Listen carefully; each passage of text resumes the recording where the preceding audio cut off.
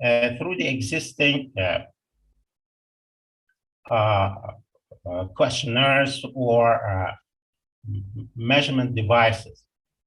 And I think it's a more useful way of understanding the nature of classes help than the notion of teacher-centeredness or student-centeredness. So I looked at the different classifications that exist for teaching teaching styles. And I noticed that the most comprehensive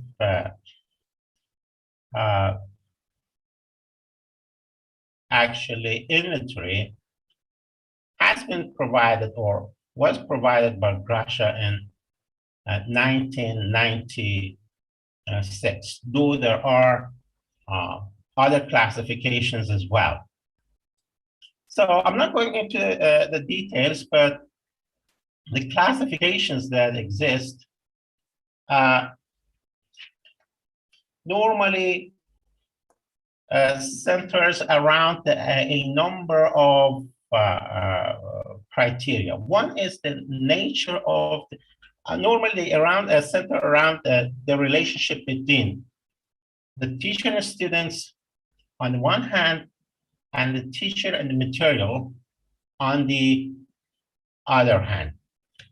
For example, some of the classifications use the terms such as autocratic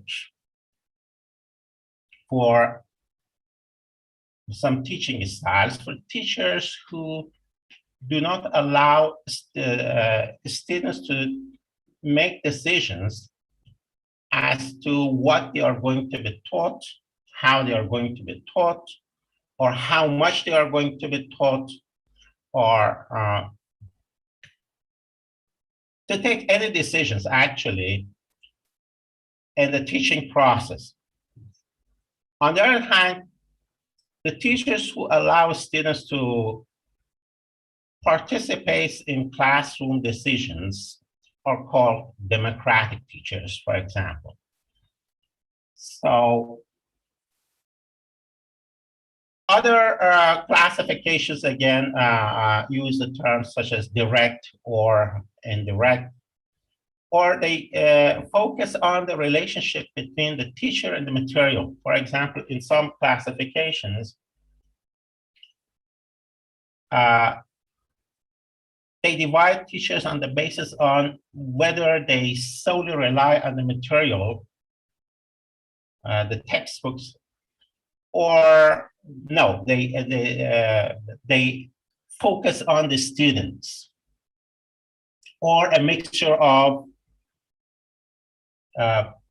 both. So it's a matter of personality and experience. It seems that personality and experience are the two important factors that determine a teacher's teaching style. So if you are, for example, a person who is too much authoritarian, so you would use different kinds of teaching styles. You would not allow your students to take part in class decisions. You would not, you expect too much of your students. And if you are students of a liberal nature, then you allow your students to take part in classroom decisions, classroom decision making. As I said, the most comprehensive teaching style inventory was actually proposed by Gracia in 1996, who anyway, Ayat, could you please yes? share the screen? Share the screen. I mean, your PowerPoint. Okay. Yes. Yeah, so all of us can see your PowerPoint. Thanks.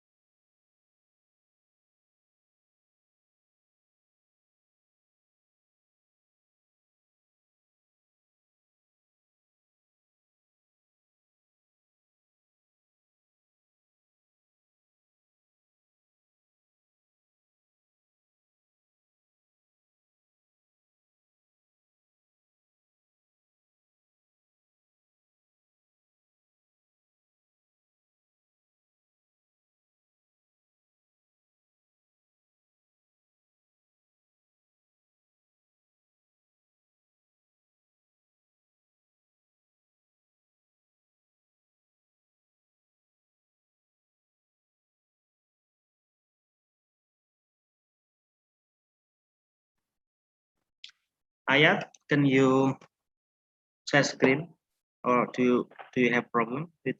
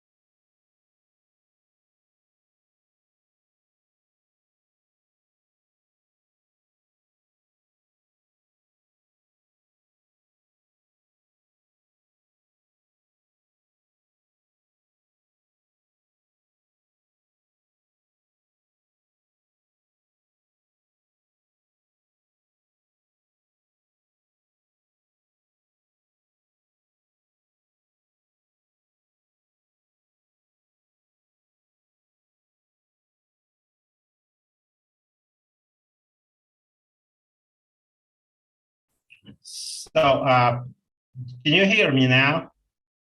Yes. Can you share screen, Ayat? Can you share screen?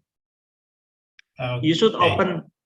open the PowerPoint first, and then you share screen. Just click share screen at the what Okay. is it? So, let me just give my short introduction, and then I will share the PowerPoint, actually. Oh, I see. Okay, you can continue then, Ayat, for the introduction. Okay, good.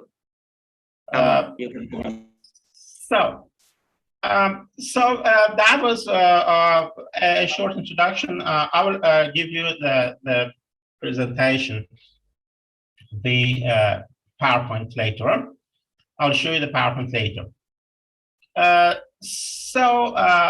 That was the way I look at the things. I try to look at the things from the perspective of teaching style, instead of looking at the things from the perspective of student participation and classroom teacher-centeredness or student-centeredness. In Iran, there are two types of programs for teaching or learning English. Students learn English either in high school for 6 years, or they go to private institutes. Most of the students who go to actually private institutes, private language institutes, the most reputable one, is called ILI, Iran Language Institute, are satisfied with what they receive.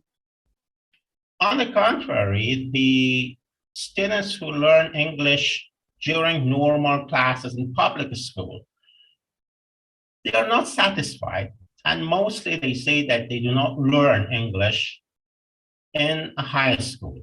Actually, most of these students also go to private language institutes.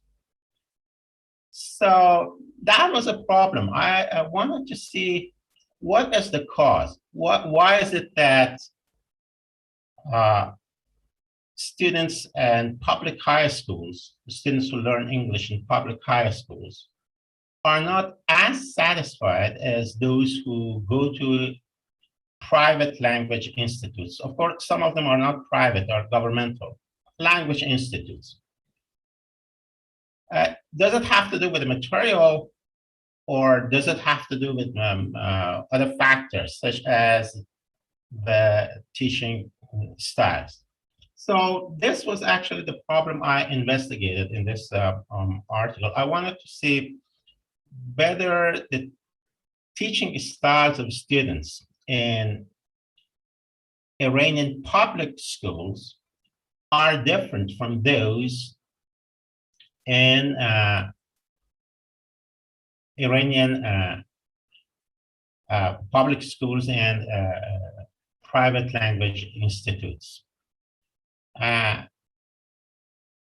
This was actually the problem I wanted to investigate on the one hand.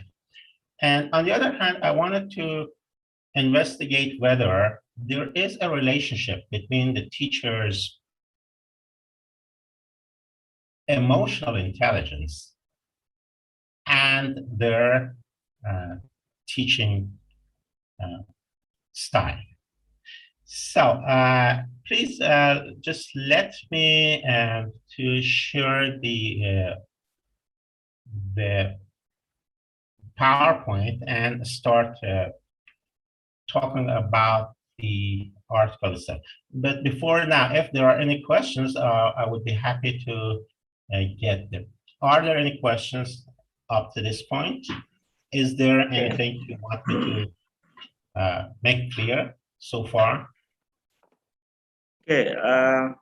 Any questions from the participants? So actually, your research, is based on your investigations. First on the students who study language in the private and in private schools. Mostly in private schools. Ayatollah. Right. Yes, private schools and public schools, yes. And public schools, not only private schools and public schools. And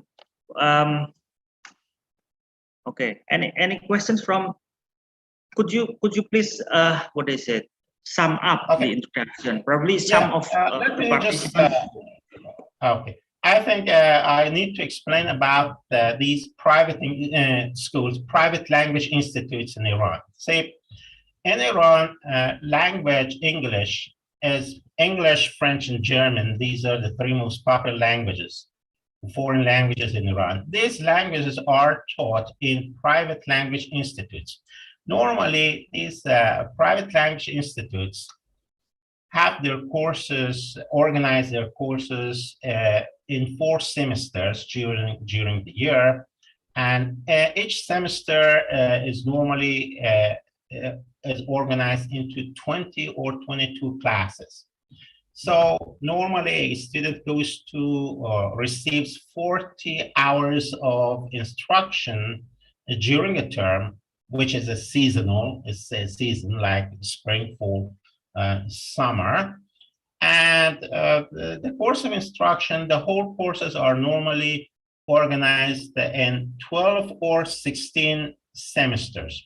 So a student who takes part in a language institute, for example, after 3 years or 2.5 years, 3 years normally, they become proficient in language learning. Most of them, if not all of them, become proficient in a foreign language like English or German or French.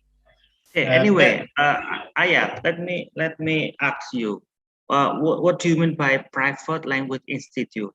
Is it a kind of schools? Is it English courses, or is it schools? I mean, no, it's not elementary schools or no private institutes. No, they are private institutes, English courses. They only provide English courses. They are not the normal schools that we know. Private English, that they focus on teaching English, just English. Ayat, to students in elementary school, in high schools, and university got the English subjects? No. Only, or yes or no? Because we have different different understanding on this. To students of elementary schools, high schools, get English subjects there in the classroom. The students in public schools learn English as one of their subjects. Okay. But most of them thinks that this is not sufficient, so they also register or enroll in private language institutes. Language. I see. Let me translate to the audience.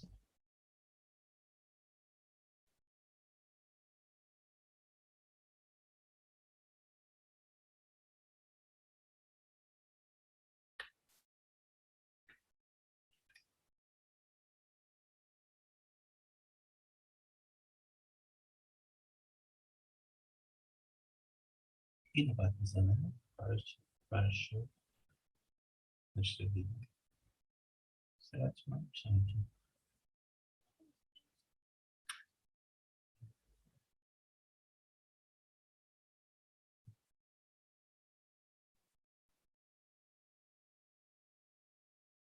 Bir şey konuştuk.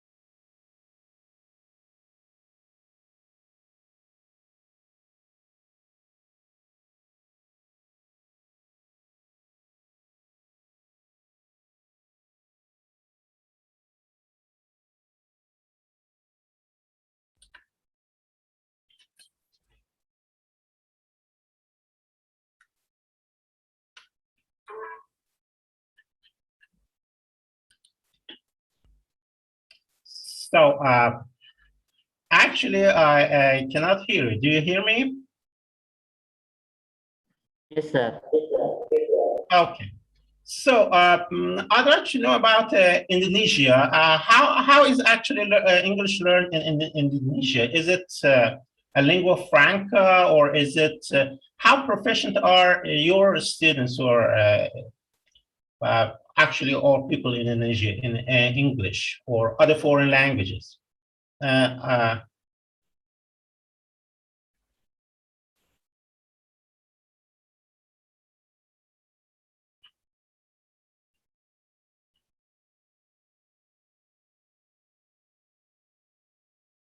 Okay, so let me just share the, I believe I did not receive an answer.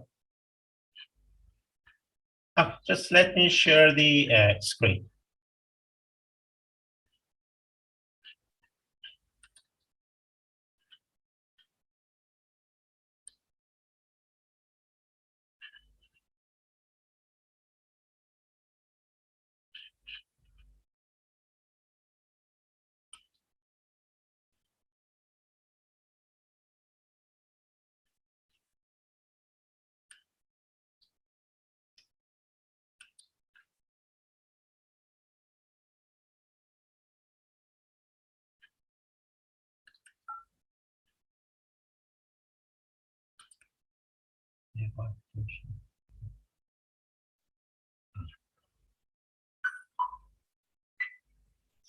So I'm sharing the string at the screen.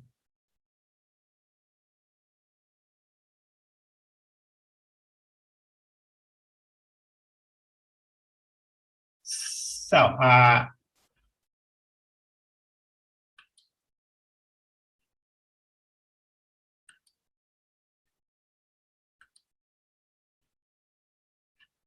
now one question, do you see the video?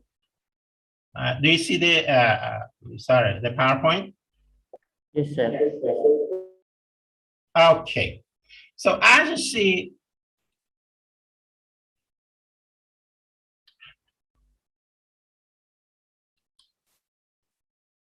the title of my investigation is The Relationship Between Iranian EFL Teachers' Emotional Intelligence, known as EI, and their teaching style.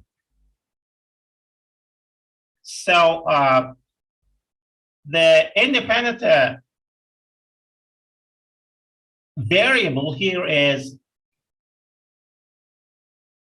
emotional intelligence, and the dependent variable is the teaching style. So let me start by giving some preliminary remarks about teaching styles. I told about the context of investigation. There are actually, I told you already about the differences in between private language institutes and public schools in Iran. Now, the teaching styles. The teaching styles relate to the personal way of establishing the relationship with the pupil, of managing a class or a learning group without prejudicing the methods or the techniques implemented. As I said, different scholars have actually proposed different methods for teaching styles. Westwood, for example, introduces a trichotomy of teaching styles consisting of the demonstrative, negative, and the active model. The demonstrative, interrogative, and active teaching styles. A teacher who uses a demonstrative teaching style is actually interested in the transmission of physical or manual know-how. So they start normally by showing what the students should do, and then they ask students to do it. So this is normally very effective in practical courses like mechanical engineering. The second teaching style, according to Westwood, is interrogative model.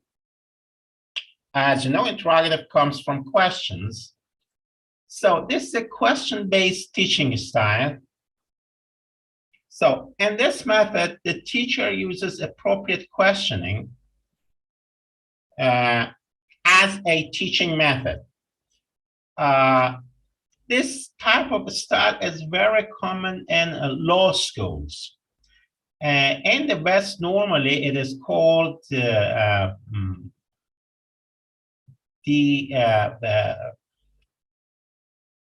Socratic teaching style. It comes from the word Socrates, the great Greek philosopher, who used a series of questions in order to reach a point. So interrogative style is normally based on asking appropriate questions as the main vehicle for teaching. The third teaching style introduced by Westwood is active model. Now, in this model, the students learn through their own activity. As you know, in English language courses, we've got a total physical response method. Total physical response method actually is very close to this teaching styles, where the students or language learners learn through their activity, through learn, or as they say, learning by doing, or do it to learn it philosophy. So these are the three teaching styles introduced by Westwood: the demonstrative model, the interrogative model, and the active model. Another classification introduced in the literature is that by Wellamart. Now, Wellamart introduces or classifies teaching styles as transitive style, incentive style, associative style, and permissive style. The transitive style is material-centered. That means in this, it comes from the word transmission. The teacher wants to transmit his own knowledge into students. So this model of teaching is also called the conduit model of teaching, as if the teacher were the possessor of the knowledge, and and his or her sole responsibility is to transfer this knowledge to the head of the students. So, as I said, this style of teaching is centered on material. So the teacher actually does not is not interested that much in classroom conversations or interaction.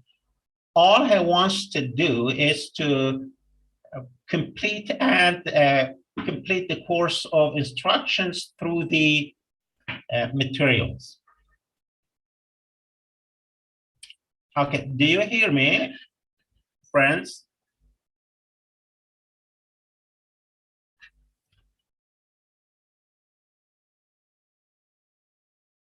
The second model is the incentive model.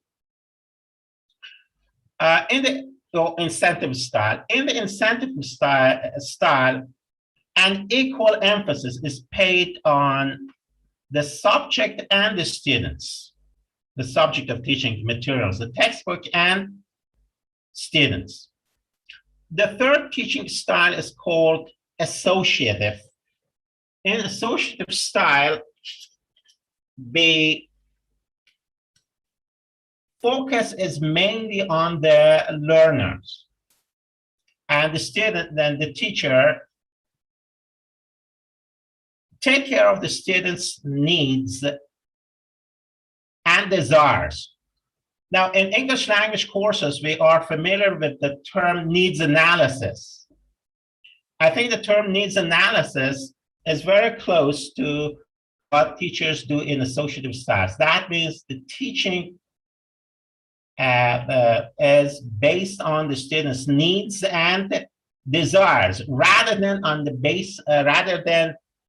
basis of predetermined materials.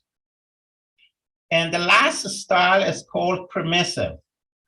In the permissive style, teachers are not that much concerned on either the learners or the subject. So another teaching style inventory produced in the literature is that introduced by Palmer in 1998.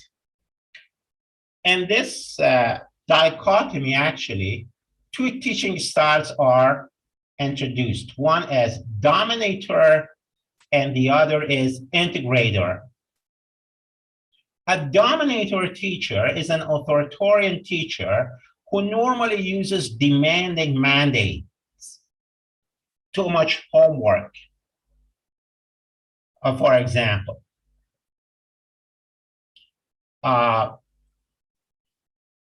The opposite is the integrator teacher.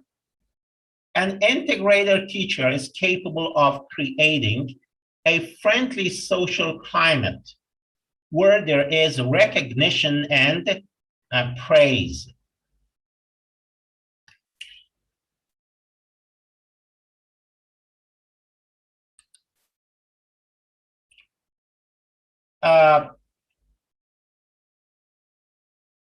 Gordon introduces another classification of teaching styles.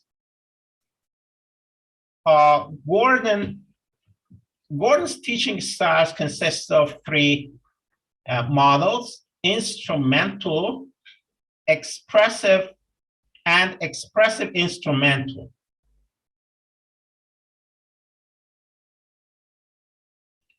You know that the word express, what do we express? We express our emotions. So an expressive teacher is normally focused on satisfying the affective needs of students, the emotional needs of the students.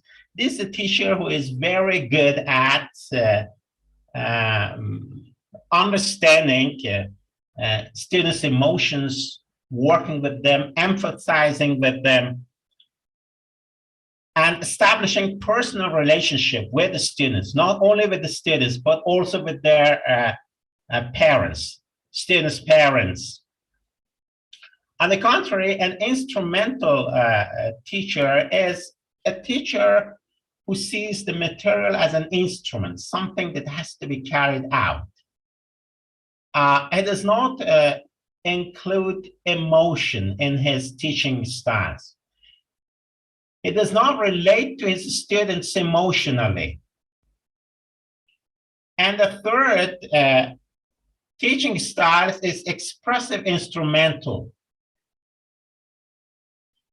An expressive instrumental teacher is a balanced teacher, a teacher who takes care of his students' emotions as well as the subject that he's going to teach. Flanders, 1984, introduces this dichotomy, direct versus indirect teaching styles, which is very, I think similar to the dichotomy I introduced earlier as dominator and integrator. Perhaps there's only a definitional differences. So a direct teacher exposes his or her own ideas and imposes his or her own authority and competence. So an imposing teacher, an authoritarian teacher, a dominator teacher. An indirect teacher is a teacher who takes into account the ideas of the students, a liberal teacher, an integrator teacher, a permissive teacher, an expressive teacher, and promote dialogue and influence the feeling of students. Another classification is introduced by Bennett,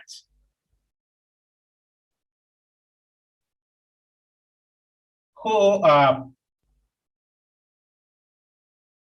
introduces three teaching styles.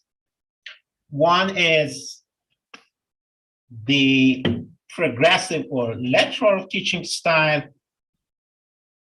The other is traditional or formal styles. And the third one is mixed styles.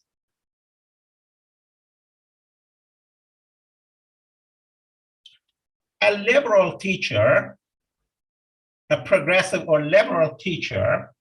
So earlier I used the word integrator. It's very similar to an integrator teacher or an indirect teacher or an expressive teacher. Okay. These teachers focus on intrinsic motivation instead of the instrumental motivation. They are flexible. They allow students to choose their own works, and they have a certain disregard for class control and performances. Now, if you are interested in films in cinemas, perhaps you may have seen the film The Society of Dead Poets. The teacher in that film was an example of a liberal teacher, a teacher who involved the students in the process of decision making. On the contrary, there are teachers who use traditional or formal styles. These teachers focus on extrinsic motivations by emphasizing, for example, the grades.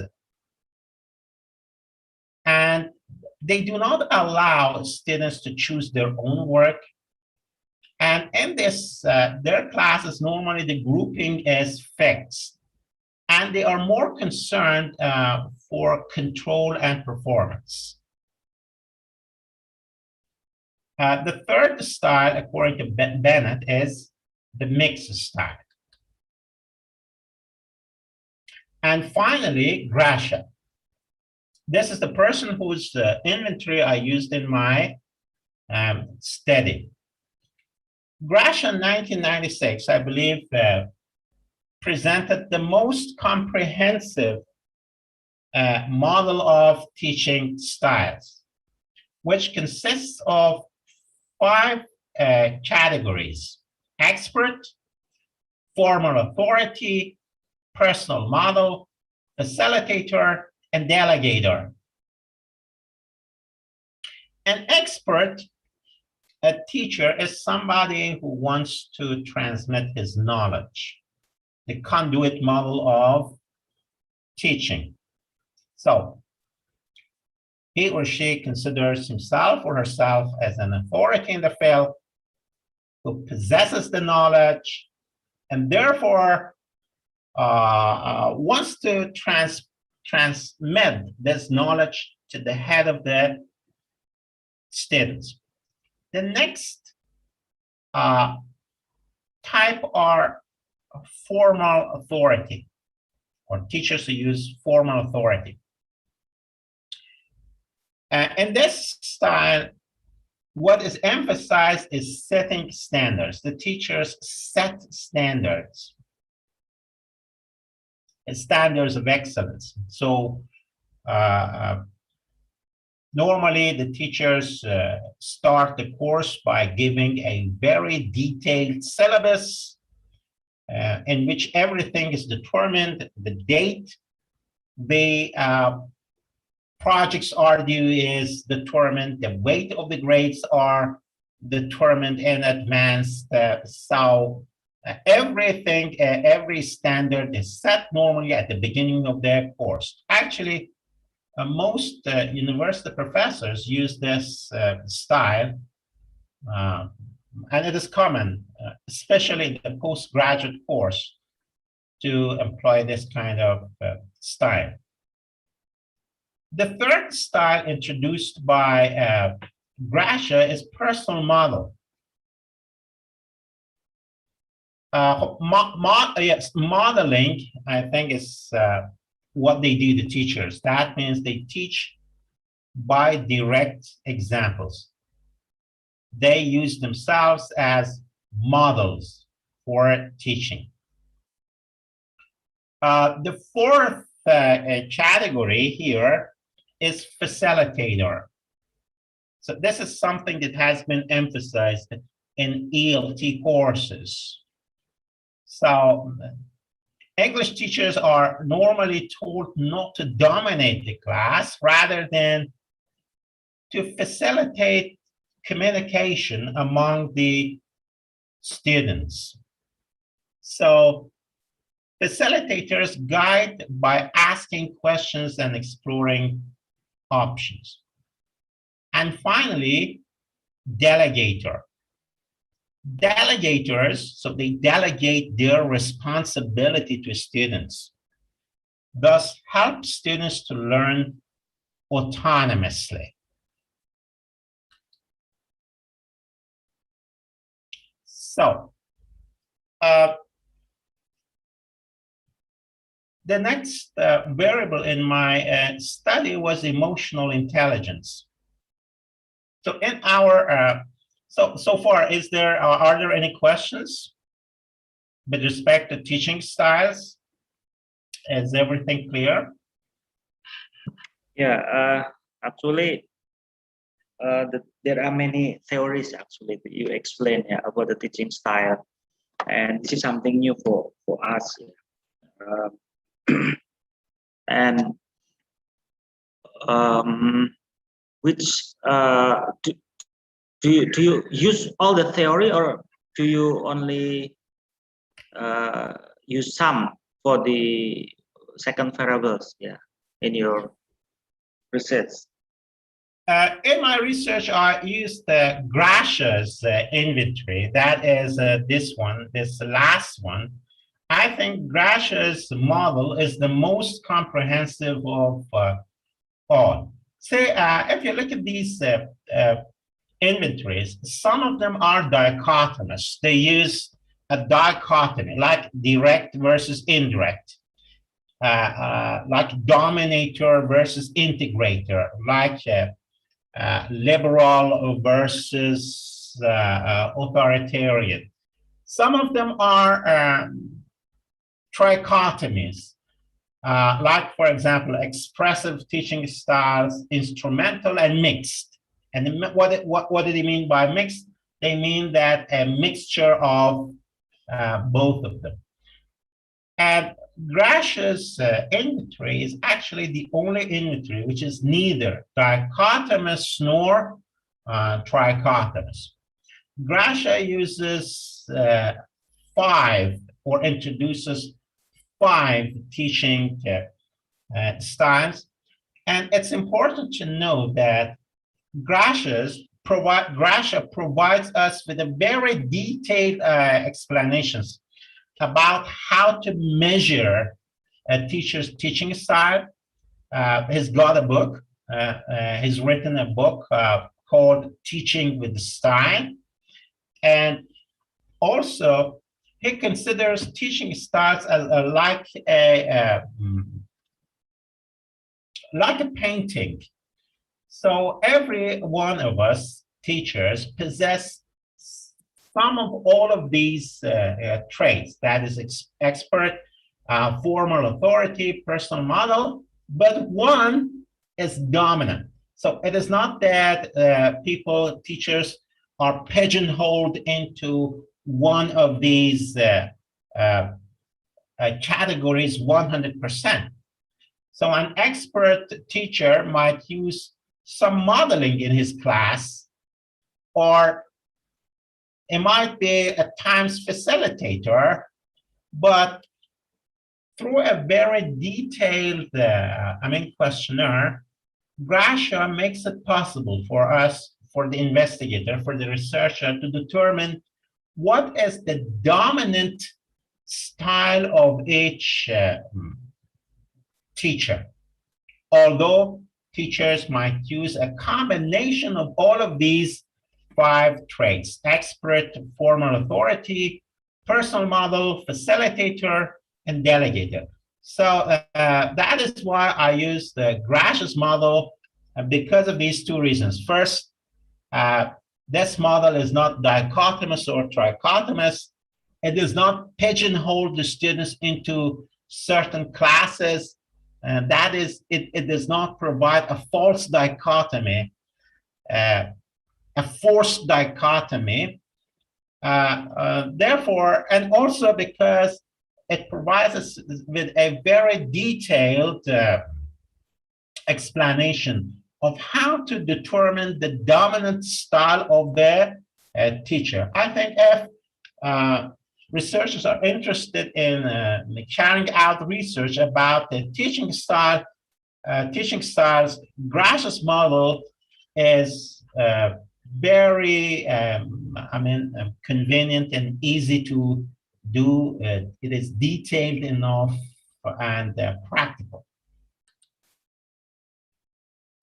So let me go into the next variable in my study, and that is emotional intelligence. Are there any other questions with respect to teaching styles from the audience? Okay. So if there are there aren't any other questions, let me go into the next variable, that is emotional intelligence, or EQ. Now, it was in the last decade of the last century, in the 1990s, gradually scientists came to a conclusion that the intelligence theory does not explain or cannot explain lots of phenomena around the world. That is, they noticed, they found lots of CEOs or successful business people or successful people whose IQ was actually normal and not that much exceptional. Gradually, they came to this conclusion that traditional or conventional intelligence cannot explain all things, all variations among individuals. It was Goldman in 1995 who proposed the idea of emotional intelligence as something that contributes to one's success in life, especially in business, even more than intelligence can do. Goldman defines emotional intelligence as the ability to understand and regulate, control one's emotions and those of other people. So once you're able to understand your own emotion and your own emotions and those of other people and control them, you are set to have a high EQ or emotional intelligence. So as you see in this slide, one of the central components of emotional intelligence is empathy. Empathy is defined as the ability to put yourself into somebody else's shoes. For example, in your personal relationship, if someone is married, if he or she can understand his wife or his husband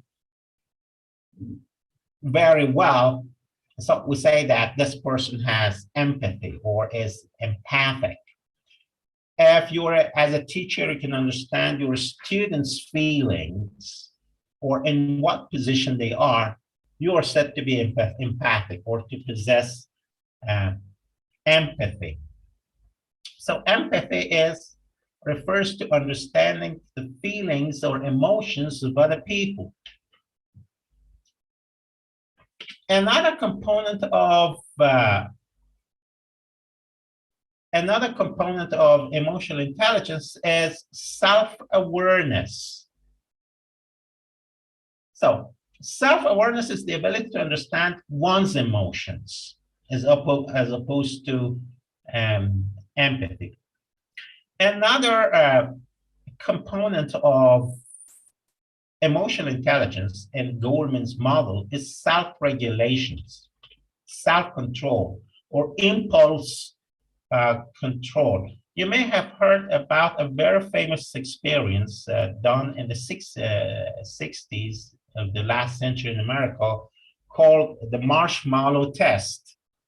And the Marshmallow Test, so they actually brought some kindergarten kids about 4 years old to a place, and there an old man offered each of them a marshmallow, a candy, kind of candy, marshmallow, and told the kids that they could eat the marshmallow right away or wait for the old man to go and run an errand and come back in 5 or 6 minutes. At that point, they could get another marshmallow, so they would have a double prize. They noticed that 1/3 of these kids ate their marshmallow right away. 2/3 of them waited for the man to come and give them another marshmallow so that they could have 2 marshmallows. They followed these kids throughout their lives for 20 or 30 years. And they noticed that those who actually had waited for the old man to come and give them another marshmallow were much more successful in their professional life and their social skills later. This is a very, very famous experience, very famous research done in America called the Marshmallow Test. Now, the Marshmallow Test signifies or testifies to the importance of impulse control. And it testifies how important emotions are in determining one's success. So, self-regulation refers to self-control and especially impulse control, whether we can contain or control our anger or different other types of emotions. Another component of Goldman's emotional intelligence is intrinsic motivation and also social skills. So these 5 abilities, that is self-awareness, self-regulation, intrinsic motivation, empathy, and social skills, are pivotal, are vital, are necessary for living in a modern world and for being successful in the modern world, according to Goldman.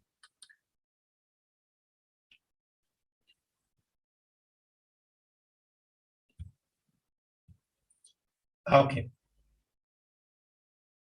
Another person who has worked on the notion of emotional intelligence is Bar-On. Bar-On actually produced a very comprehensive test of emotional intelligence, which consists of 5 types of skills: interpersonal skills, or the self-awareness, interpersonal skills or social ability, adaptability, stress management, which is very close to self-management, and general mood. In my study, I used this dichotomy, this actually inventory or questionnaire. Okay. Any questions with respect to emotional intelligence from the audience? Yeah, I think before they give question, let me explain in bahasa Indonesia, in our language, ya, Ayatullah. Mungkin saya bisa jelaskan untuk peserta webinar bahwa penelitian ini ada 2 variabel ya, tadi yang dijelaskan. Jadi ada variabel yang pertama ini teaching style, jadi dijelaskan bahwa style mengajar. Ini mungkin penelitian yang menarik ya, artinya jaranglah kita meneliti hal-hal yang terkait teaching style. Biasanya di Indonesia itu yang kita teliti adalah learning style biasanya. Nah, dia mengambil teori, ini ada banyak teori, tapi yang dia ambil adalah Gresham 1996 ya. Jadi dibilang ada jenisnya ada yang expert, karena ini lebih komprehensif, katanya begitu, tidak dikotomi seperti teori-teori yang sebelumnya. Kalau sebelumnya itu kan dikotomi, misalnya liberal dan tradisional misalnya, udah direct, indirect, ini dikotominya. Ini Gresham ini enggak, ada expert, formal authority, personal model, facilitator, ada delegator. Nah ini kemudian variabel yang kedua adalah emotional intelligence, kecerdasan emosional. Ini justru yang membuat orang berhasil sukses, itu salah satunya adalah emotional intelligence. Ada anger, kemarahan, sorrow, fear, joy, love, surprise, dan seterusnya ya. Kemudian ini juga diambil 2 teori, jadi Goldman and emotional quotient bar. Ayat, did you use the Goldman or emotional quotient bar on 1990? Bar-On. I used the emotional quotient by Bar-On. This is the most comprehensive and validated instrument available. Okay. Kemudian Ayatullahi dia menggunakan teorinya dari Bar-On 1997. Jadi ada intrapersonal skills, ada interpersonal skills, ada adaptability, stress management, and general mood. What is the difference between intrapersonal skills and interpersonal skills, Ayatullahi? Okay, introm is with introm is within, inside. inter means between. So when we use intra, we are actually talking about intrapersonal. That means within us. Remember I talked about self-regulation here. Okay, let me go back to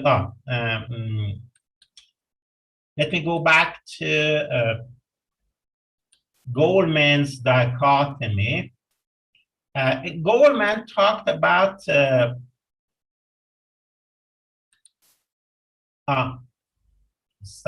Goldman talked about self-regulations or self-control as opposed to social skills. So social skills refers to, yes, here, Goldman. If you look at here, the components of emotional intelligence, according to Goldman, are self-awareness, self-regulations, intrinsic motivation, empathy, and social skills. So self-awareness is actually the same as intrapersonal skills. So intra means self, intrapersonal skills is the same as or almost the same as self-awareness. That means the ability to understand one's own emotions. Now, interpersonal skills is almost equal as to social skills and partly empathy. That means the ability to understand the feeling of other people and relating with them, being sociable. So that is the difference between these two, intrapersonal and interpersonal skills. Very close to Goldman's dichotomy. Okay. Let me translate ayat ya to participants. Okay, please go ahead.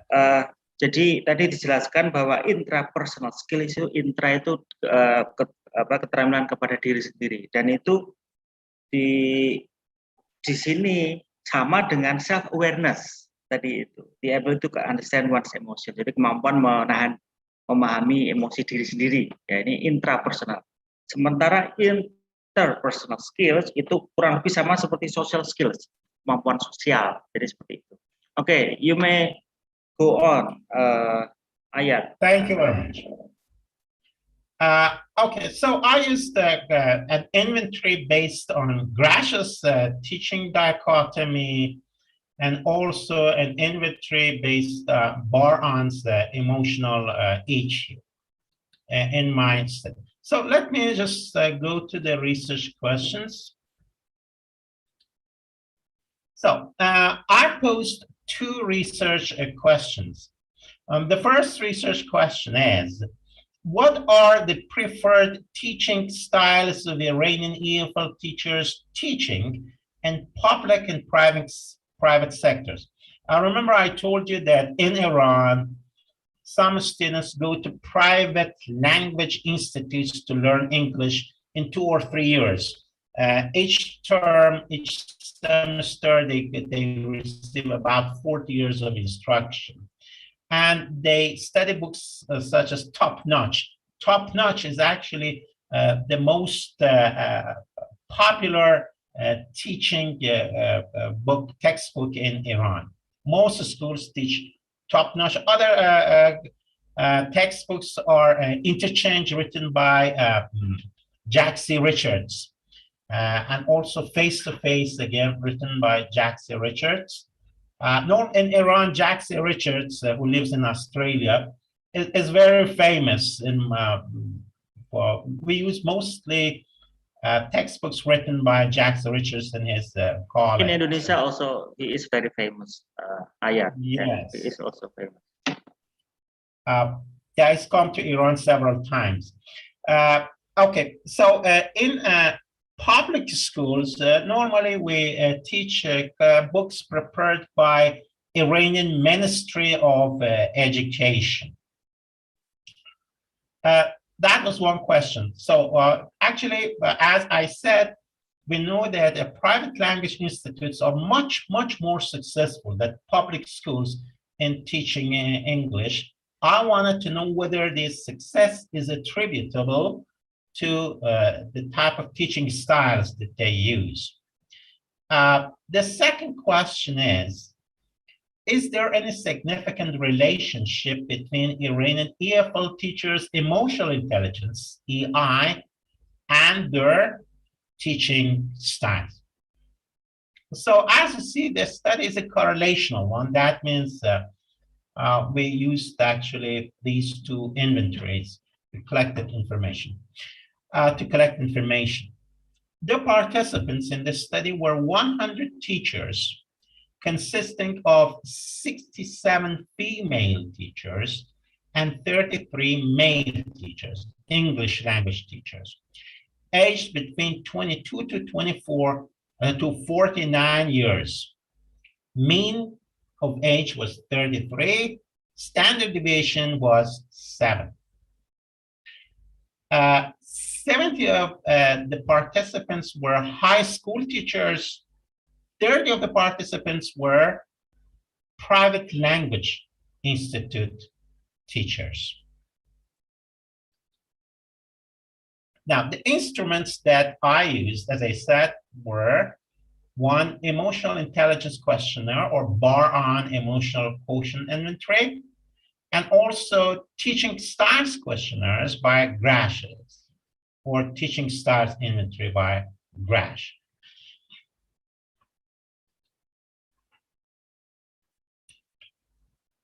Data as is common in correlational research.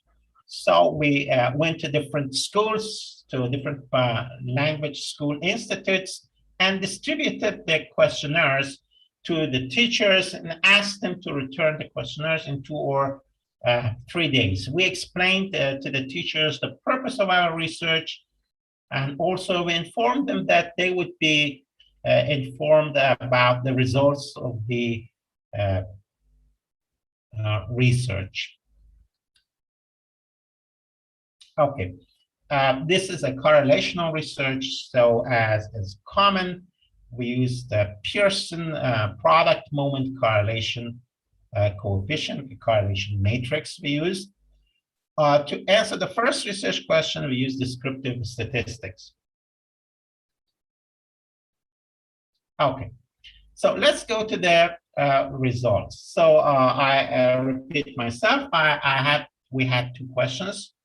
The first question was the preferred styles of the teachers in private language institutes and public schools. We asked them which styles they preferred, and they read the questions, statements, and chose their preferred styles. The second question had to do with the correlation between emotional intelligence and teaching styles. So the first objective of this study was to investigate the teaching style preferences of EFL teachers of schools and institutes, question 1. To answer this question, descriptive statistics, that means for percentages and also means, were used to identify the teaching styles, the teaching style preferences of EFL teachers in public schools and private institutes. Mean, standard deviation, minimum and maximum values were reported. So this is what we get, the teaching styles, preferences in public schools and private institutes. You see the differences. So the most popular, actually, if we judge it on the basis of the mean scores. Could you please make it full screen for the PowerPoint, so we can see the tables here? Yes, sure.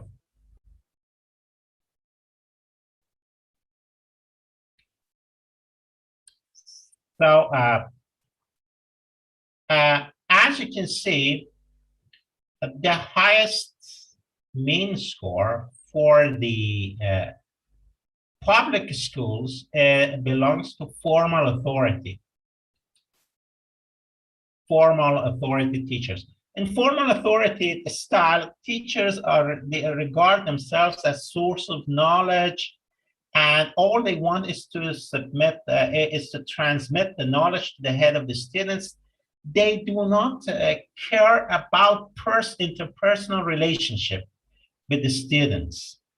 So all the time they are teaching and giving knowledge, okay, or transmitting knowledge. This is what they do in formal style. And the next most popular style, teaching style in public schools was expert, formal expert.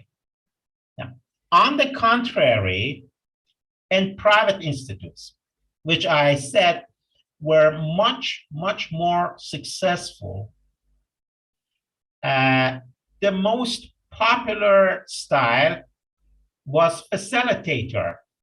Now look at the mean, it is 5.65. Followed by personal model, teaching by modeling, teaching by doing. The mean is 4.95. So you see, there is a clear difference in between the preferred teaching styles of the teachers in public schools and in private institutes.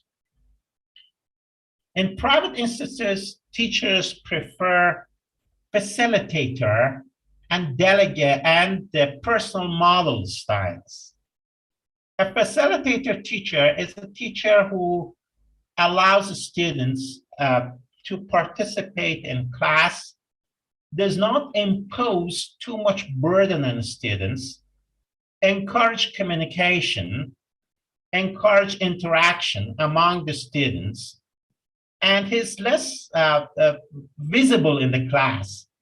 Actually, facilitator teachers most of the times try not to be the focal point in the class. They sit along students on the benches rather than standing in front of the whiteboard and teaching all the time. On the contrary, an expert or formal authority mostly uses lecturing as his or her own teaching method.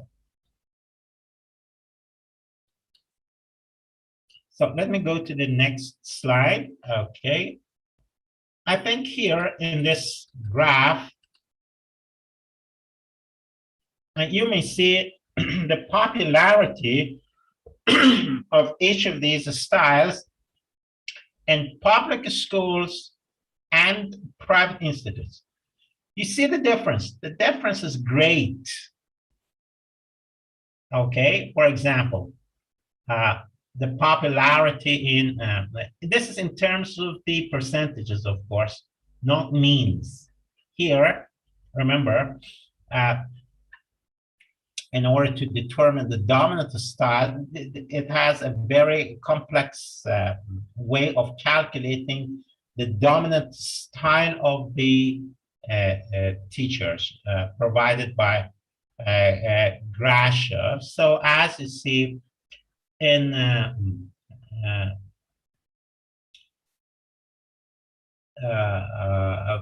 what you see here is percentages for schools and institutes for expert, formal authority, personal model, facilitator, and delegator styles in institutes and in schools. The row above shows schools, and the row below shows that of the institutes.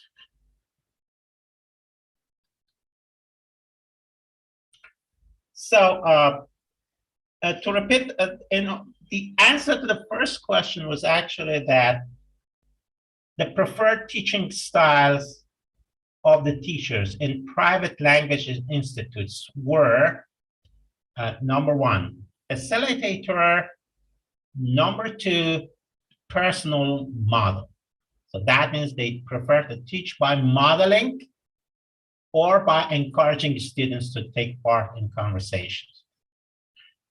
In the high schools, public high schools, the most preferred teaching styles were formal authority and expert. That means the classes are more teacher-centered, and the main method for teaching is lecturing, rather than involving the students in classroom activities. So I think that partly explains the reason for the popularity of private language institutes in Iran as opposed to public schools, and why they are much more successful. Okay, before I go on to the next question, if there are any questions, I would be grateful. I would be happy to answer.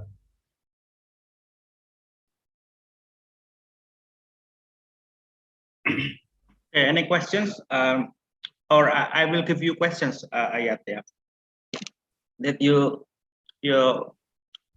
finding actually is similar to the ones in Indonesia.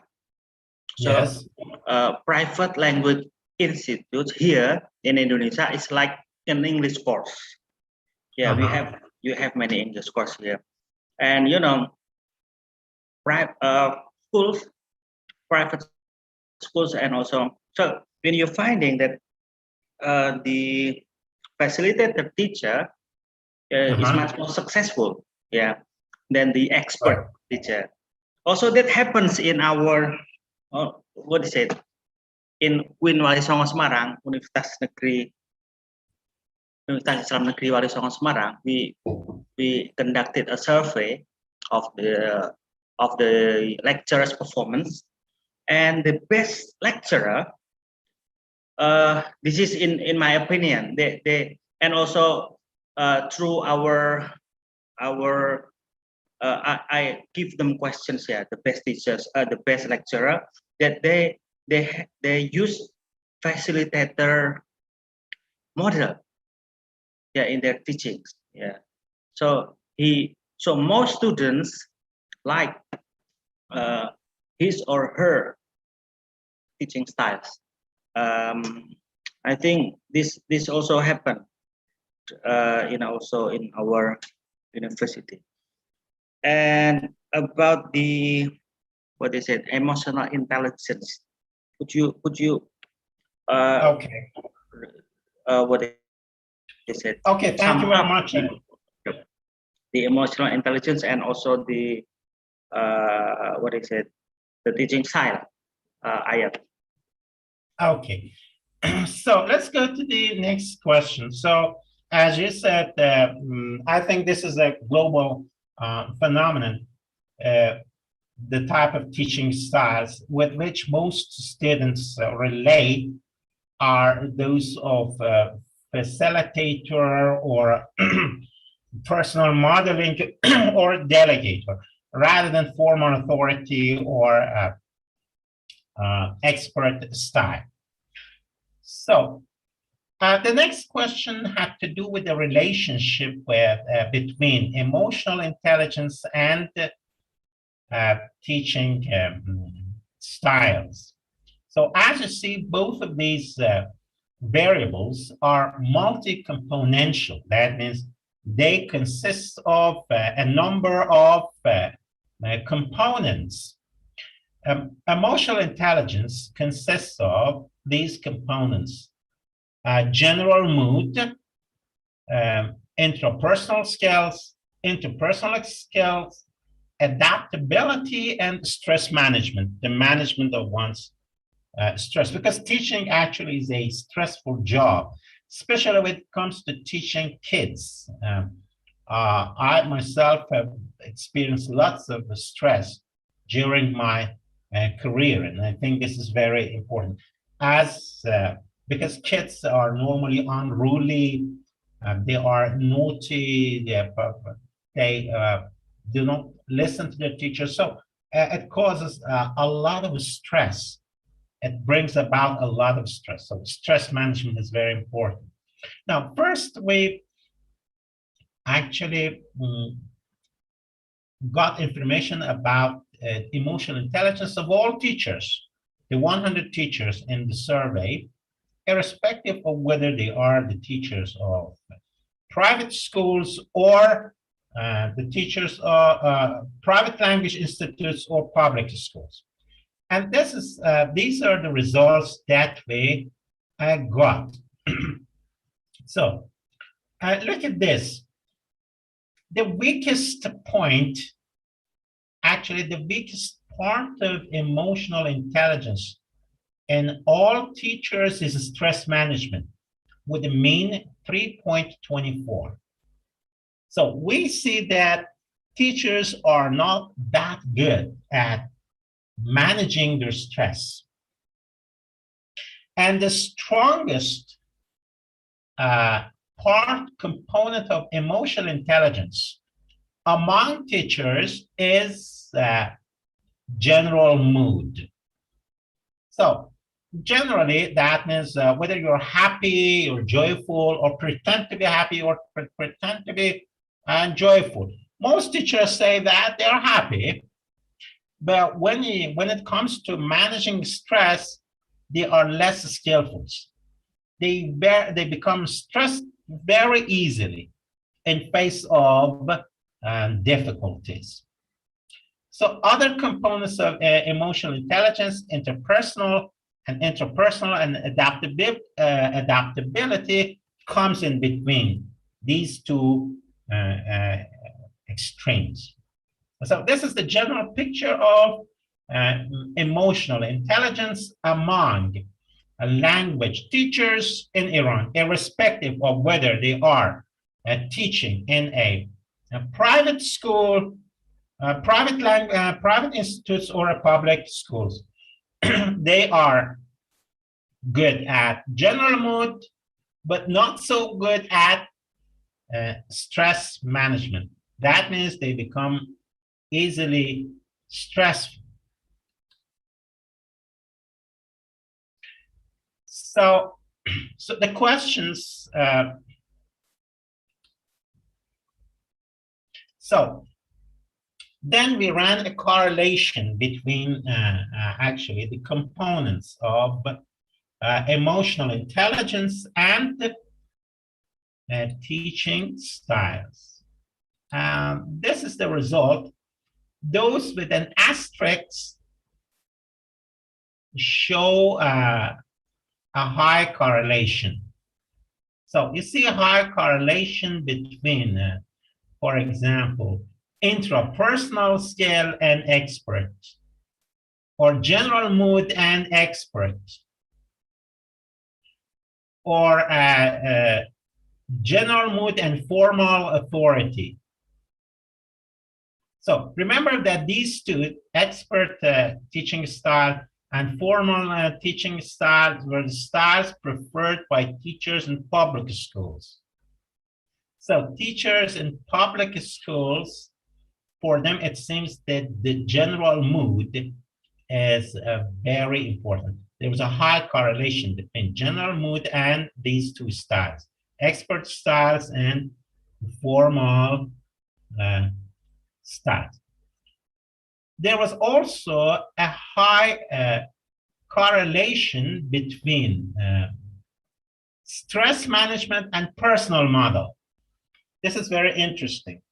That means, what does that mean? Actually, it means that those teachers whose preferred teaching style was personal modeling became less stressful.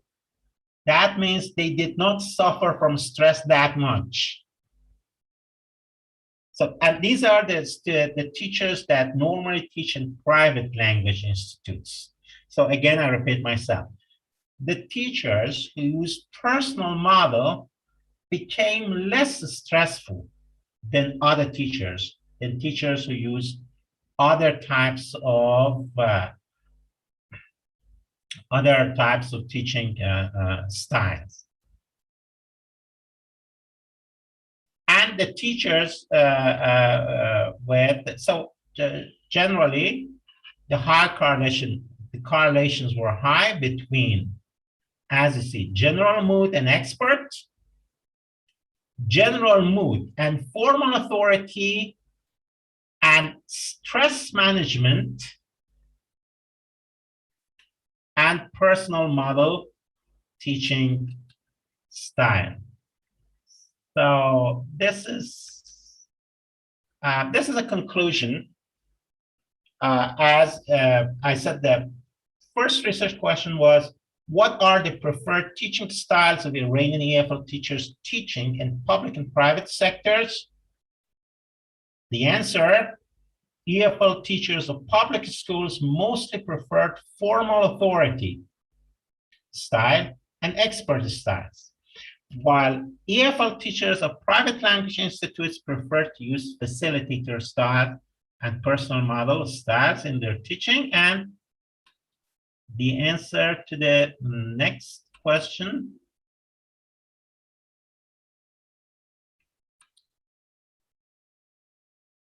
Okay, as I said, with respect to the correlation between, let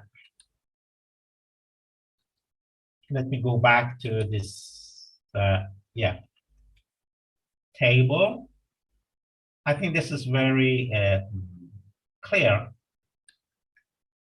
So the conclusion, so I got personally two conclusions. One is that the teachers need to learn, actually the implication of this study perhaps is that teachers need to learn that there is a relationship between their teaching styles and the level of stress they are experiencing during their teaching. And perhaps they should know that a personal modeling style brings about less stress, causes less stress than other teaching styles. So if they've got a problem with managing their stress, I think we can recommend them to concentrate on this type of teaching styles, personal modeling. Also, we'll learn that if teachers are those who prefer expert teaching styles or formal authority styles, what they really need is the general mood. So there should be the general mood should be high. They should have a positive attitude about themselves and feel good throughout the day. So this is the implication that we may draw from this part of the research, the second part. I think there might be some questions. Are there any questions so far? Let me ask the participants ya. Silakan pertanyaan bisa ditulis atau mungkin langsung ya ditanyakan kepada narasumber. Boleh ditulis. Jadi mungkin bisa saya jelaskan lagi terkait dengan hasil penelitian Ayat ini. Ya, Mr. Ayat. Yang pertama bahwa prefer learning teaching styles ya tadi di sekolah negeri. But let me give you question, Ayat ya. Okay, please go ahead. The preferred learning teaching styles in public schools are, you explain facilitator and personal models ya. But what about preferred learning styles, preferred teaching styles in private schools? Okay, the preferred teaching styles in private schools are personal model and facilitator. In private institutes, the preferred teaching style is no. I'm still what is it? Do you mean that private language institutes are the same as private schools? Do you mean the same thing? No, private institutes. Let me use the word institute, not schools, because they are not schools in the sense that they only teach English, not other subjects. In schools, all subjects are taught: English, chemistry, geography, math, literature. But in private institutes, only English is taught. Anyway, So, no, let me private give you is- questions again. In Iran, do you have private schools like private elementary Yes. schools, private Yeah, high schools? Yes, Yeah, there in are. Iran, good. They have two types of schools. Public Public? schools are free, and we've got private schools in which you have to pay tuition. Yeah, we do have private schools. Why But- did you take the participants from public schools and private schools? But you took only public schools, participant from public schools and private language institute. Why not you have private schools and public schools? Yeah. Yeah, this is a good research point. I think perhaps for my next project, I will compare Oh, I see.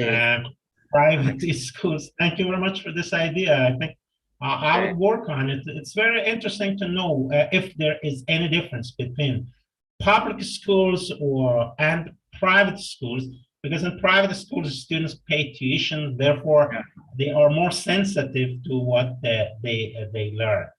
Okay. Let me translate to the participants ya. Mungkin bisa Please go saya ahead. jelaskan bahwa penelitiannya itu teaching style yang disukai di sekolah negeri dan teaching style yang disukai di ini semacam kursus bahasa Inggris. Kalau kita istilahnya begitu. Jadi di sana sebenarnya private language institute. Jadi semacam kursus bahasa Inggris. Mati kunku. Enggak ya? Enggak. Kemudian dijelaskan juga bahwa di sekolah negeri itu private learning style-nya adalah facilitator, ya. Jadi facilitator. Kalau di negeri tadi dijelaskan expert, ya, expert model. Jadi kalau istilah kita ya seperti model pengajaran yang teacher centered lah. Kemudian di sekolah di kursus itu tadi atau private language institute ada nggak?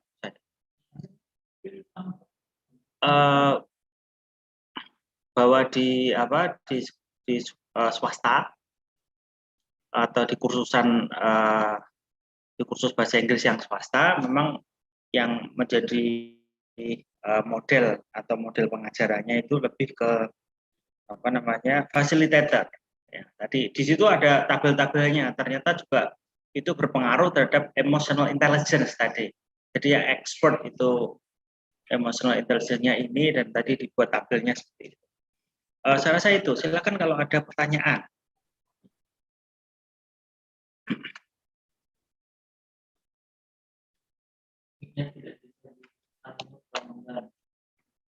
Dinyalakan coba Pak.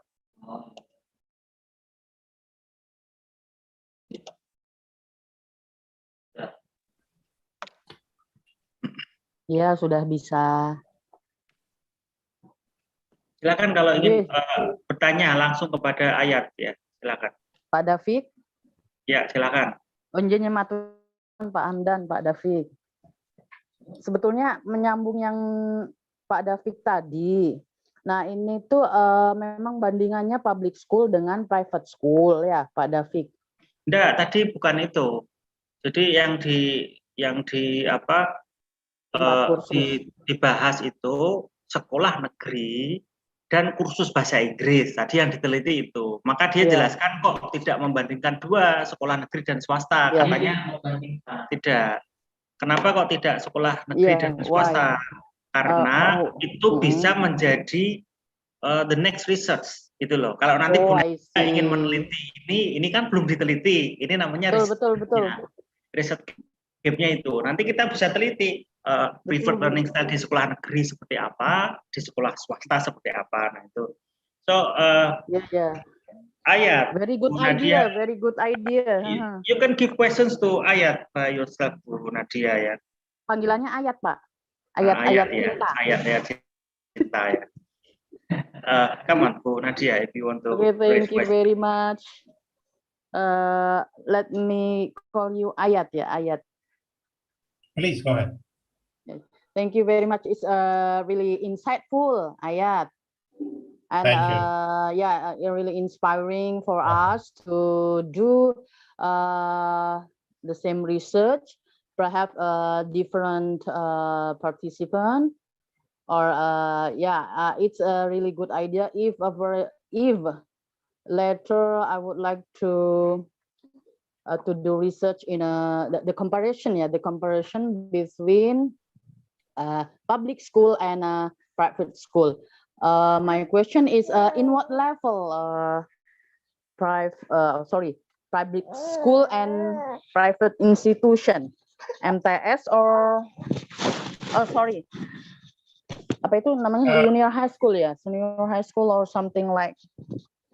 I think in Indonesia there are many public school and many private schools, such as elementary school, primary school, junior high school.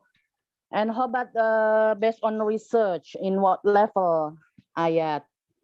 Okay. Muhammad Ali. Yeah, thank you. Good. So in Iran, there are three in public schools and private schools and schools. There are three levels of education. First, for 6 years, kids go to elementary schools, grades 1 to 6. And then for 3 years, they go to high school 1. And for 3 more years, they go to high school 2. So high school, we've got 3 levels in Iran. The first 6 years, kids go to elementary schools. During these 6 years, there is no teaching of English, no teaching of English in grade 1 to 6. But in grades 7 to 12, which is high school 1 and high school 2, we've got 4 hours of English teaching every week throughout these 6 years. So that is grade 7, grade 8, grade 9, grade 10, grade 11, and grade 12. For 6 years, students take part in English classes, normally 4 hours a week and 9 months a year. And the book that they are taught are the ones designed and written by the Ministry of Education in Iran. They're not that much communicative. The focus is mostly on grammar and reading rather than functions and notions. But in private, the question, yes. The question is, did you have the participants from high school teachers or elementary school teachers? You said that there is high school 1 teachers, high school 2 teachers, or elementary school teachers. That is the question from Nadia, yeah, or Mrs. Nadia. All the teachers were from high school teachers because there is no actually English teaching in elementary school, schools. All teachers, the 70 teachers who came from high school teachers were from public schools were high school teachers, because in Iran, English is not taught in elementary schools. Yeah, I got it. Yeah. Any more questions, Bu Nadia? It's really interesting. Yeah, there is no English learning in elementary school, different from in Indonesia. English school introduced from elementary school, even though only introduction, numbers or name of animals or parts of body. Yeah, it's really interesting. Different curriculum. Yeah, Pak David. I think we give chance to other audience. Yeah, Pak David. Thank you very much, Ayat. Thank you. Welcome. Really insightful. Yeah. Okay, Ayat. You said that elementary school students don't get English subject at school, but are there any elementary school students who go to private language institutes? That is the question. Yes, many. Actually, most kids in Iran go to private language institutes from the ages of 5 or 6 years old. So many of the many of the students in elementary schools go to private language institutes to learn English. Many of them, a great percentage of them. I cannot give you a figure, but the number is very high. Oh yeah, there is also another question, Ayat. Yeah, why most Iranian researchers conduct quantitative research? Yeah, most of them like quantitative research than qualitative ones. Do you know why? Yes. I believe that if we in Iran think that it is much easier to get quantitative research published than qualitative research. This is one of the reasons that Iranian researchers focus mostly on quantitative research. Of course, this idea might be false. Actually, it's kind of misinformation. But most of my colleagues believe that it is much easier to get quantitative studies published than qualitative studies. And the second reason I think has to do with the university curriculum. Actually, qualitative research is not taught at that level that quantitative research is taught. So very briefly, qualitative research is taught very, very briefly. And many of my colleagues in Iran are not actually familiar with the techniques and procedures of qualitative research. It's a new phenomenon to them in Iran. Oh, I see. So yeah, that's why I still sometimes I wonder, yeah, why many quantitative research conducted by Iranian researchers or Iranian lecturers. Yeah, that's what you explained. Yeah. Okay, thank you. Now let's ask the participants to raise questions. Any questions? Mungkin ada pertanyaan lagi dari peserta sebelum kita sampai ke materi yang kedua.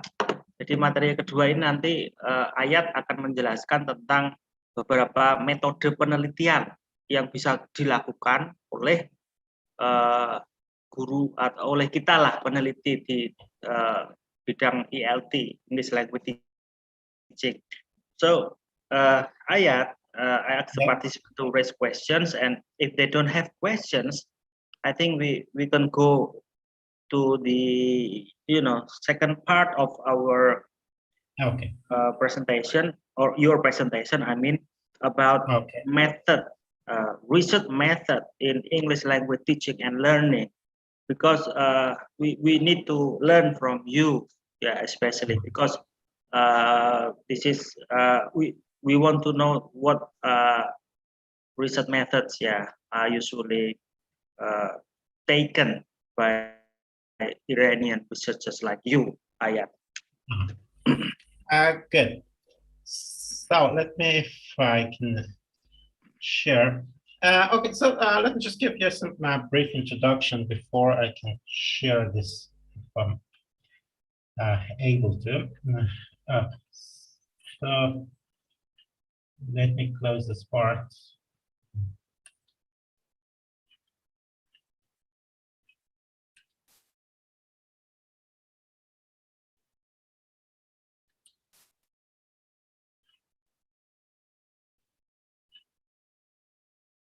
Okay, so as I said, in Iran,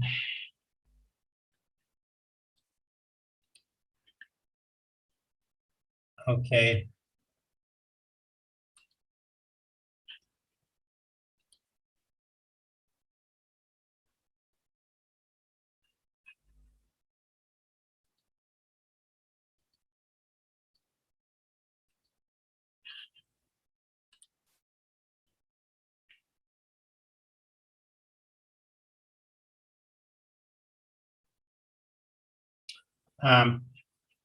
Okay, The research methods in Iran, actually, most of my colleagues in Iran, as you said, are interested in quantitative research. See, the problems that we have in Iran with respect to carrying out research are multiple. In Iran, universities put pressure on their faculty and professors to publish lots of articles and to get the benefits or the scores necessary for promotion. This has caused a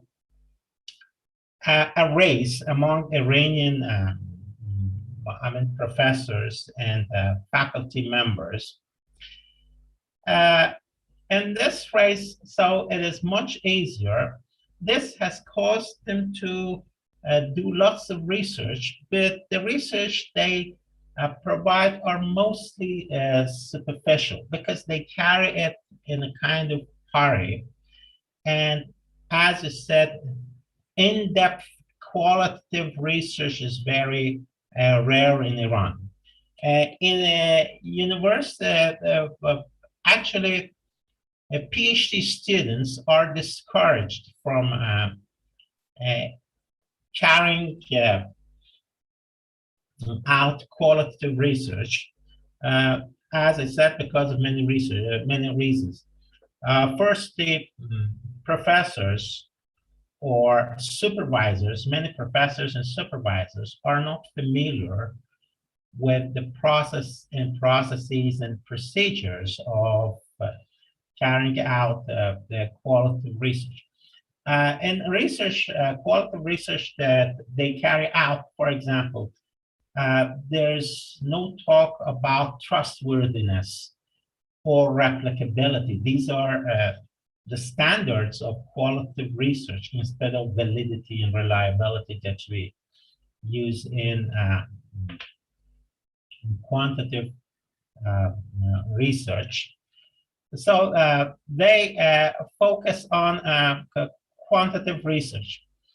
So, let me just give you a trend of what is trendy in Iran in quantitative research studies.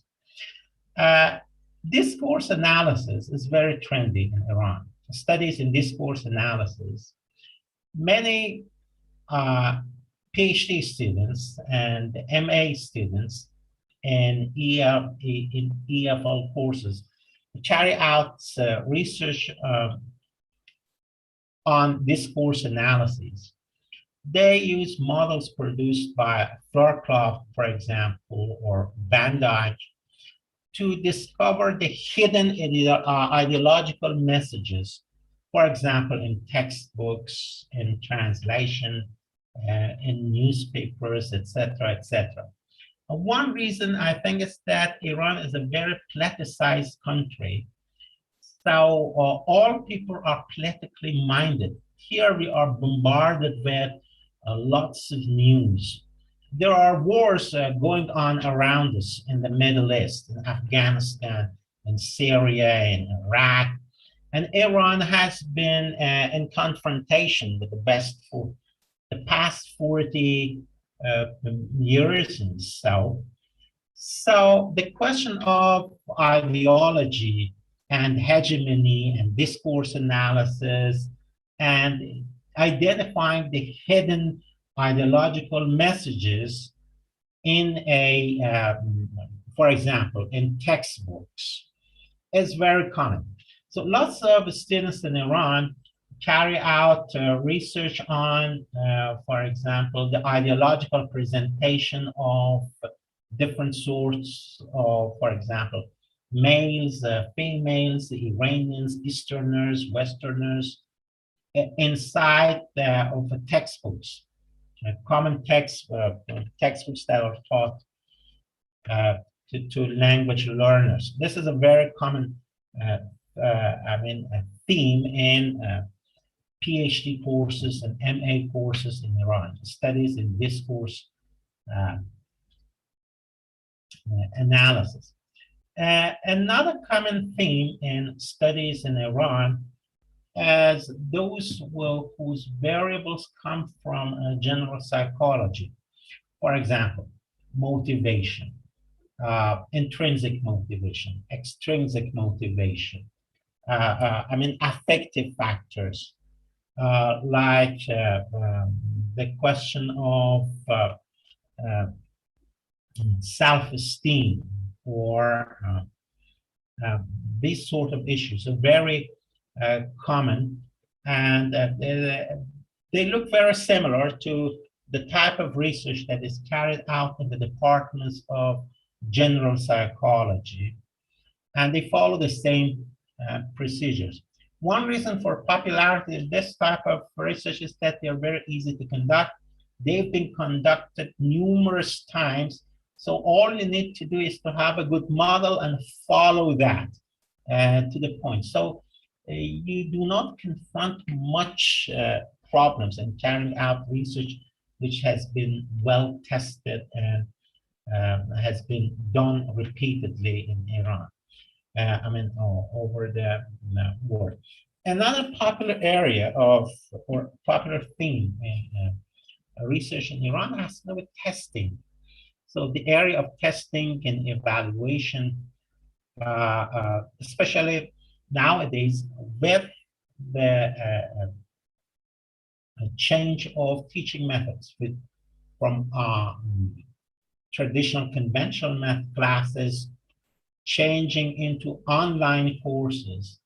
The issue of testing and evaluation has caught the attention of lots of Iranian researchers, because actually we do not know whether the students are cheating or not when they are evaluated in online courses. During the pandemic, we had to go from traditional courses, change from traditional mode of teaching to the online mode. So both teaching and evaluation is carried out online. So lots of research, at least in the last year, I have 5 students. I'm supervising 5 students, their thesis. 4 of them are actually working on assessment in online, assessment and evaluation in online courses. What are the problems? How different they are from assessment in traditional conventional classes?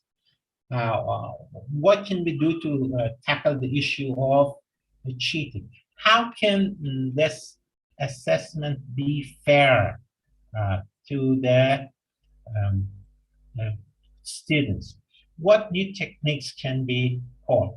Now we are actually, I think we are experiencing a paradigm shift in ELT methodology. The paradigm shift has forced us to go from conventional face-to-face classes to online classes where everything is different, including assessment. Therefore, we need to find ways which is appropriate for this new medium of teaching.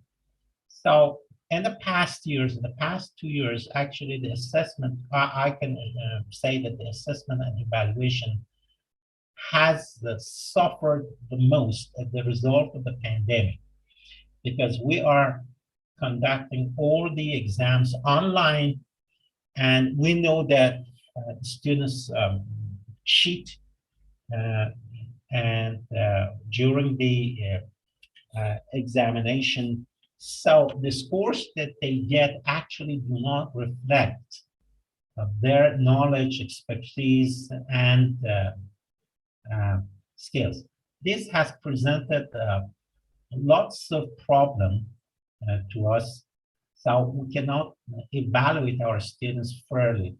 So we are actually encouraging PhD students and MA students to choose a topic on online assessment and its features. And I think many good ideas have been proposed as a result of these new focus in research. For example, one of the ideas that have been proposed is to see to the dichotomy between or trichotomy between teaching as for assessment and teaching,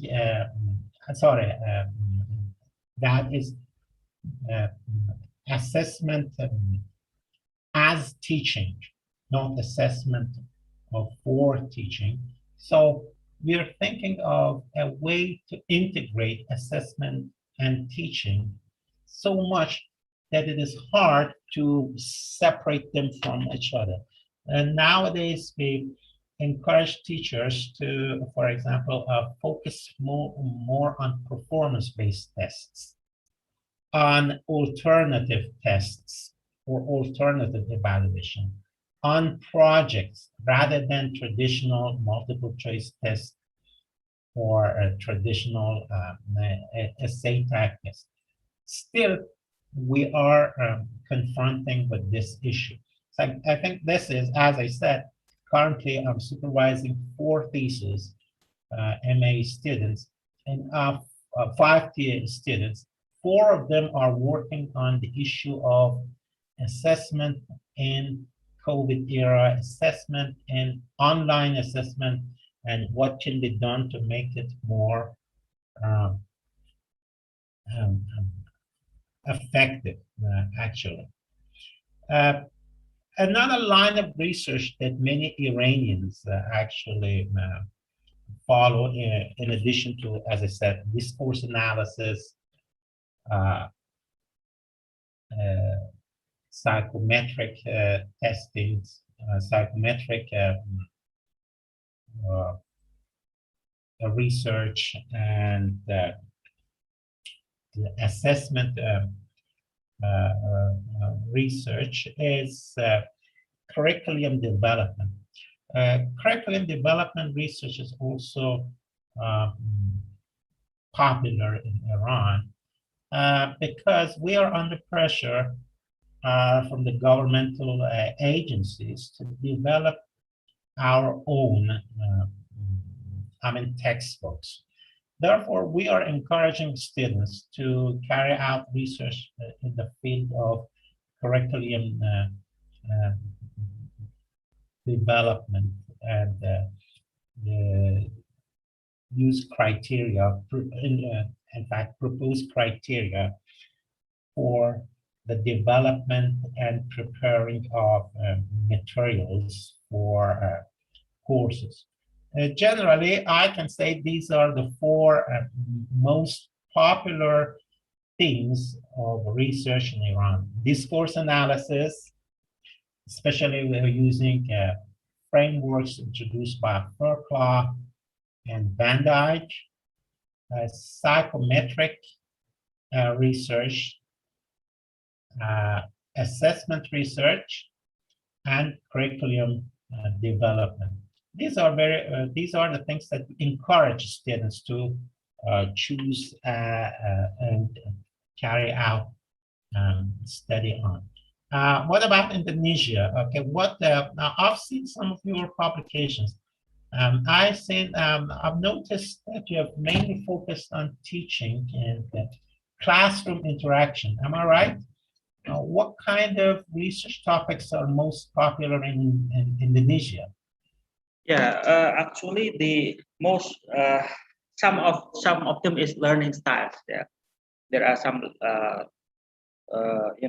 lecturers conducted research on learning styles, and then also students' motivations, and then apa lagi Pak?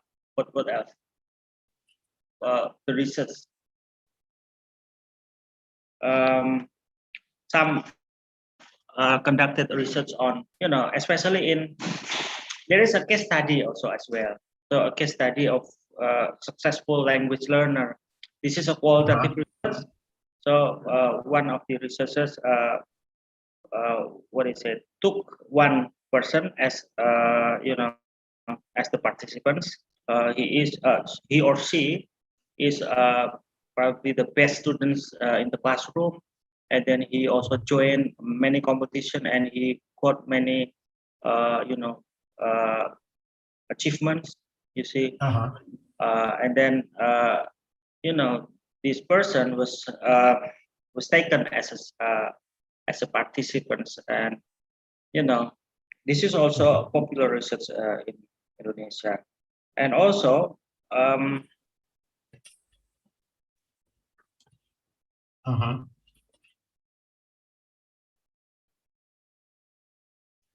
can't hear you. yeah, that's what actually they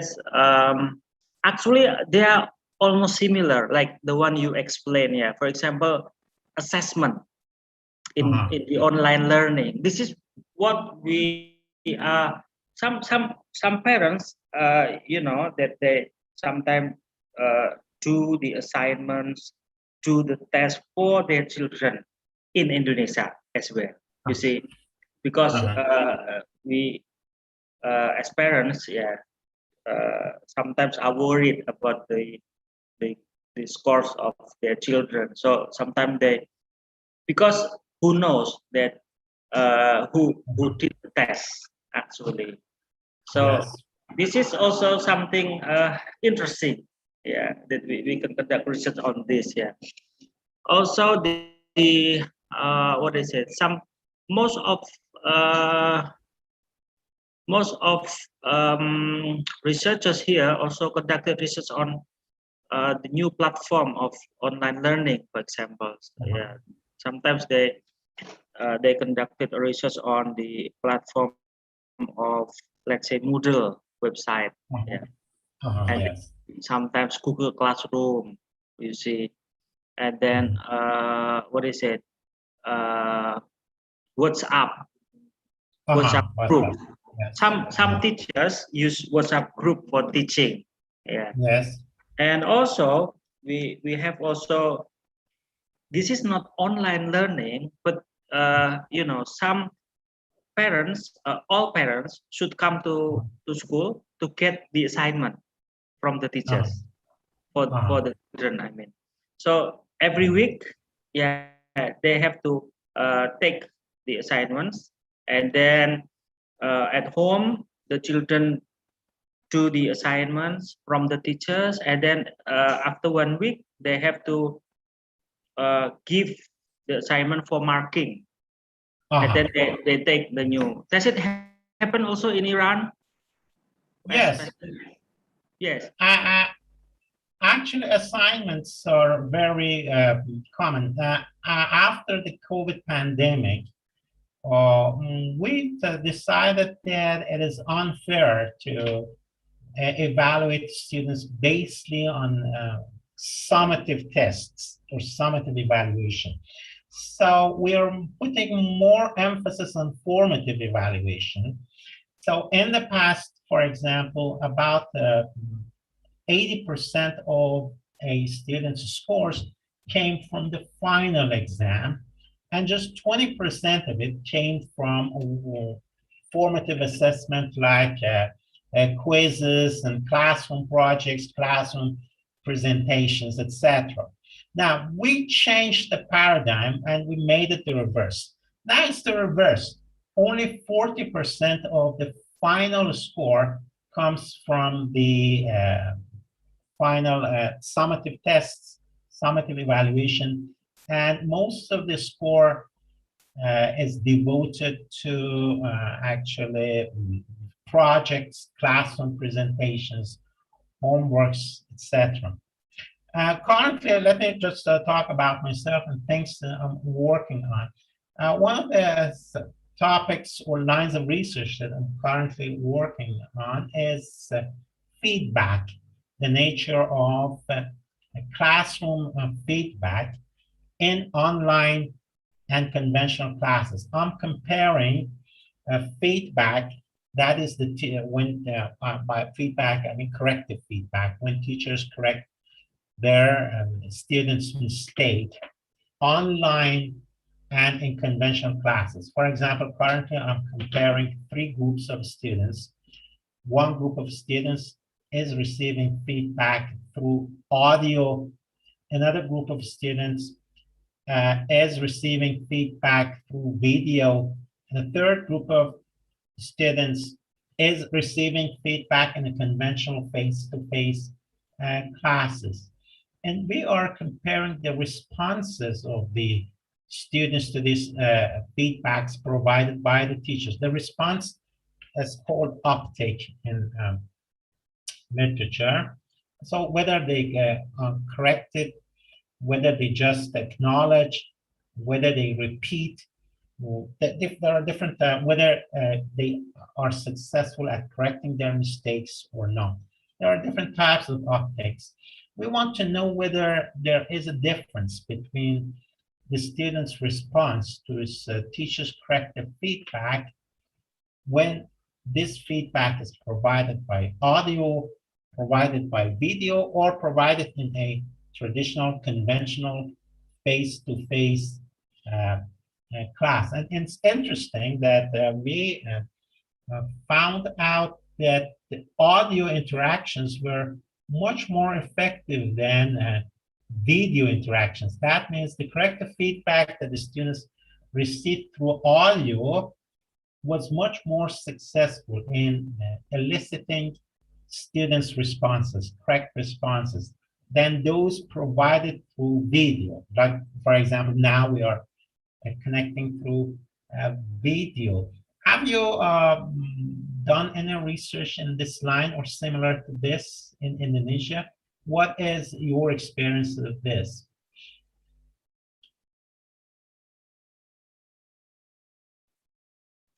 I think I haven't conducted a research on teachers' feedback. Yeah, I think this is interesting, Ayat. Yeah, to conduct research on, teachers' feedback.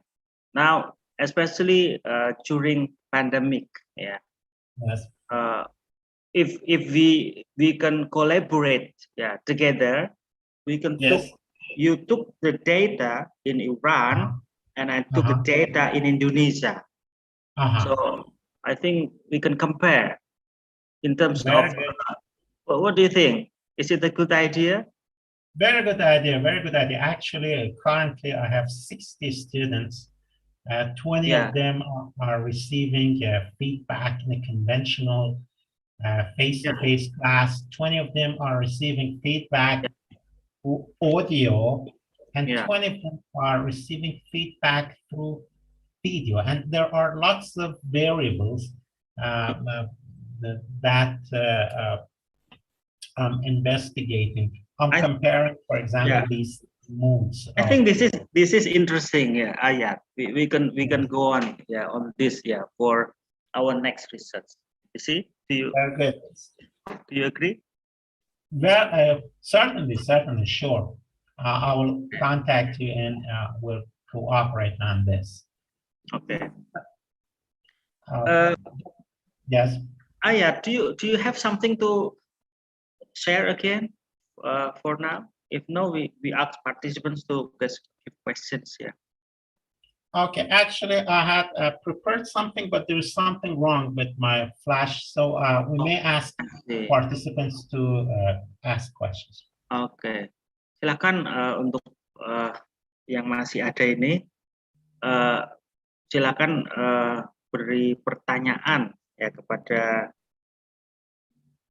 Ayat, silakan.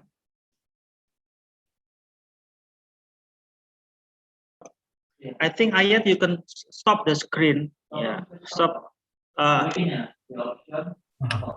Okay. That's the screen. Oh yeah. Okay. Now the questions from participants. Silakan yang ingin bertanya. Mungkin dari dosen PBI, Bu Nuna, Bu Tarwiyah, Bu Safa'ah, Bu Rahmi, or from students ya. Silakan kalau ingin bertanya. Terkait dengan materi terakhir ya, metodologi penelitian, kemudian area-area penelitian yang mungkin menarik untuk kita teliti. Tidak ada pertanyaan dari mungkin Pak Hamdan, you want to Oh, no. No more questions dari.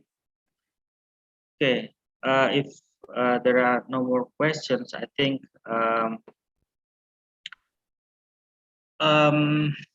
have you ever conducted a qualitative research, Ayat? Yes, say I conducted a number of qualitative research studies. In one study, I compared actually the behavior of novice teachers and experienced teachers when teaching grammar. And that was one of the most interesting studies that I conducted. So I actually took part in classes. One teacher with 25 years of experiencing, and another teacher who just had started teaching was a novice teacher. So I wanted to compare the way they taught grammar or functions and by observation. And I noticed lots of differences between the way a novice teacher teaches grammar in his class and an experienced teacher teaches English in his class. One of the differences was that the novice teacher was very rigid. Okay, they did not use the mother tongue at all. They provided lots of examples, and they mostly used an inductive method of teaching in their classes.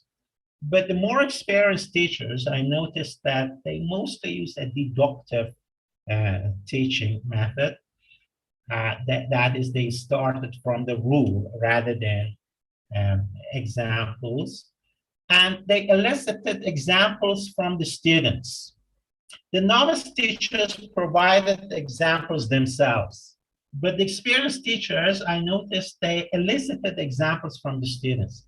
They did not provide the students with ready-hand examples. And also they were less rigid when it came, or they were less strict when it came to the use of mother tongue. At times they explained the grammar points using mother tongue, that is Persian. But the novice teacher did not use mother tongue at all, and he even discouraged students from using mother tongue. So this study I carried out about 10 years ago, and it took about 3 months. I observed the classes and videotaped the classes and comparing the way a novice teacher taught grammar and the way an experienced teacher taught grammar. And these are the main findings, the main things that I noticed as far as I remember. Of course, that was about 10 years ago. Okay, I think thank you very much for your presentation, Ayat. Yeah, we are happy, yeah, to have you as a presenter here. And I think it is the end of our workshop, yeah, our webinar. And thank you very much. And hope we can collaborate. Yeah, I think if we can collaborate, I think it's much more interesting. Yeah, we have the data from Iran and also from Indonesia. Yeah. Okay, I think that's all, Reza, and see you, Reza. Ayat, Ayat. See you, Ayat. Yeah. We thank you very much untuk semua peserta. Ini kami ucapkan terima kasih. Sudah mengikuti acara webinar ketiga ini ya, penulisan artikel jurnal nasional, bahkan ini berbau juga internasional ya. Terima kasih semuanya, and thank you Ayat ya. See you and goodbye. Wassalamualaikum warahmatullahi wabarakatuh. Waalaikumsalam warahmatullahi Waalaikumsalam Thank you for warahmatullahi giving me this. wabarakatuh. wabarakatuh. Thank you very much, Ayat, Pak David. Thank you Kang very much. Hamdan. Thank you for giving me that time.